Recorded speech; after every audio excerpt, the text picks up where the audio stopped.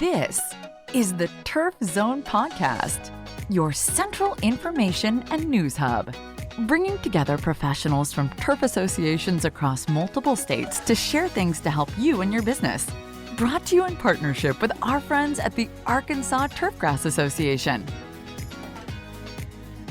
Now, let's get in the zone.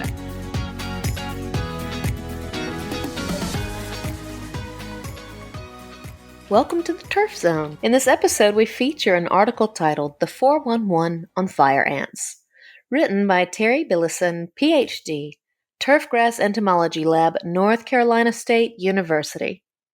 Introduction. In turfgrass, the red imported fire ant, RIFA, Solenopsis invicta, is of primary concern, both for its potential to create unsightly mounds and its readiness to sting anyone who disturbs it. RIFA entered the U.S. in the 1930s and quickly spread throughout the southeastern states. Currently, RIFA continues to expand its distribution, with new counties being added to the USDA quarantine map every year. Movement. Fire ant expansion into new areas can be attributed to both active movement, with newly mated queens flying to establish new colonies, and passive movement, through the transportation of infested plant material. RIFA queens typically fly 1 to 1.5 miles to establish a new colony and are capable of flying as far as 6 miles. In the case of severe flooding, fire ants can also link together to create a raft-like structure and float on the water surface into new areas. Mounds. RIFA mounds are more likely to occur in areas of high soil temperature. Turf in full sun or adjacent to an impervious surface such as cement, concrete, or asphalt is more likely to attract fire ant activity, particularly in the spring. Fire ants will also take advantage of the extensive root system of trees and large ornamental plants, creating mounds near the base of these plants to use the root network to gain easy access to the water table.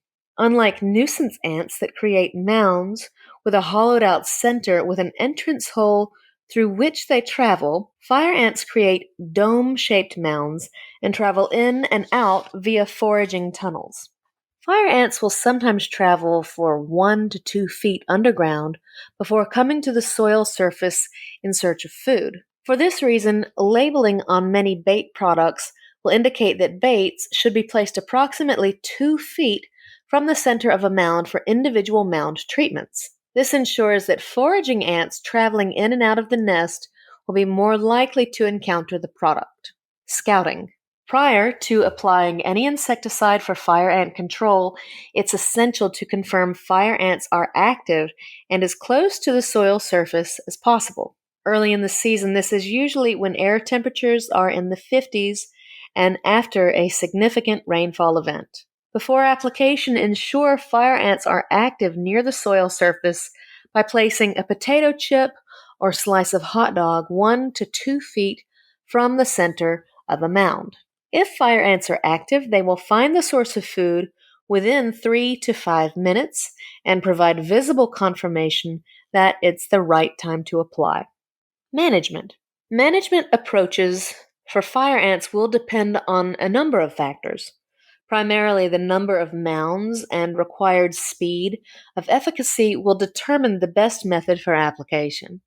Application methods can be generally grouped into 2 approaches: individual mound treatments, IMT, and broadcast applications. Because you are treating each mound individually, this approach is more time-consuming and requires large volumes for an effective application. Formulation selection is less important than choosing an appropriate active ingredient.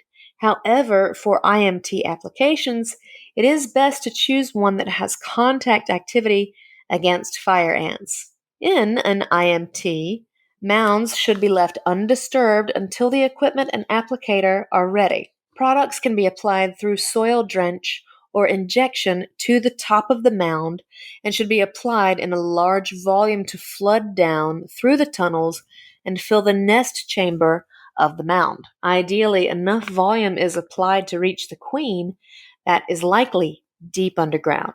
If you're able to reach the queen, this approach can provide long-lasting control and generally uses less product compared to broadcast treatments, which can minimize impact on off-target beneficial insects in the landscape.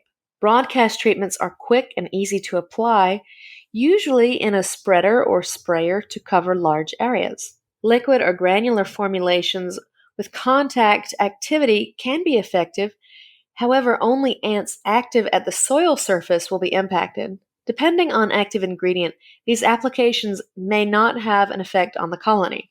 An exception to this would be products containing fipronil, which will provide much longer lasting control. Unlike IMTs, broadcast applications will impact beneficial insects within the landscape, including native ant species. Bait products can be applied to either an IMT or broadcast application and can also provide more long-lasting control. Baits must be placed 2 feet from the center of the mound and kept fresh and dry in order to be effective. If there's a significant dew formation on the turf, wait until the areas have dried before placing a bait product. If fire ant control is needed, but there is consistent rain in the forecast, give yourself at least a 5 to 6 hour window for fire ants to forage, find the bait, and bring it back to the nest before it rains. Bait products are considered more slow-acting than contact insecticides and provide control within 3 to 14 days of application, depending on active ingredient. See a complete list of active ingredients by application method and speed of efficacy. Biological control options for fire ants are limited.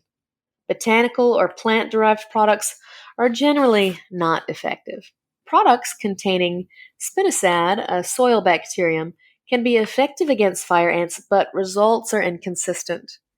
Biocontrol products are generally sensitive to environmental conditions and can be negatively affected by prolonged sun exposure, hot temperatures, and dry conditions. As we start to see temperatures increase, keep an eye out for fire ant activity, particularly following significant rainfall events. In North Carolina, we tend to see a sharp uptick in fire ant activity in late February and early March. Early spring is a great time to get a head start on fire ant control, particularly with insecticides with longer residual or bait products. Unlike other insects in turf, fire ants are very consistent and tend to be an issue in the same areas for year to year. The key to effective management is to, number one, always make sure fire ants are foraging prior to making an application, and two, select the appropriate application method and product for control. For additional resources, be sure to check out NC Turf Bugs Resources tab for specific fire ant control and quarantine information.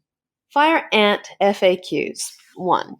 Should I disturb the nest to bring the ants to the surface before drenching? Applicators should drench the mound surface first and then break open the mound with a talc-coated shovel to saturate the interior of the mound. Do fire ants sting or bite, or both? Fire ants sting and cause a skin reaction, a blister, where the venom is injected. For most people, it's an itchy annoyance that lasts a week or two. However, in sensitive individuals, reactions are more severe and can require hospitalization. Fire ants do have mandibles, teeth, that they can use to latch onto the skin while they sting. For that reason, the best way to remove fire ants from your body is to wipe points of contact with your hands to physically separate the mandibles from the skin and remove the fire ants. Do fire ants prefer certain soil types? We observe them more often in clay soils, but a lot of that has to do with areas where they are most prevalent. They will infest and inhabit basically any type of soil. Can they be moved from place to place on a mower, or are they located in mulch? Yes, it's pretty easy to move individual ants from one place to another or any equipment vehicles. However, unless you move a newly mated female to a new area, individual ants are not going to establish new colonies. It's possible that you can have fire ants in a big and undisturbed pile of mulch, but the activities of loading and unloading of that mulch generally disrupt and scatter the colony, if there was an entire colony in one. There are generally a bigger problem in stacks of wheat straw that may be used after seeding a new lawn. If these stacks are undisturbed for months, fire ants might relocate a nest under or in a bale. As such, we recommend keeping the bales off the ground in storage. For all resources associated with this article, check out our show notes. Don't miss an episode. Subscribe on Apple Podcasts, Spotify, wherever you get your podcasts. You can also visit us at theturfzone.com. You've been listening to The Turf Zone. For more episodes of The Turf Zone, visit theturfzone.com and subscribe on Apple Podcast, Stitcher, or your favorite podcast app.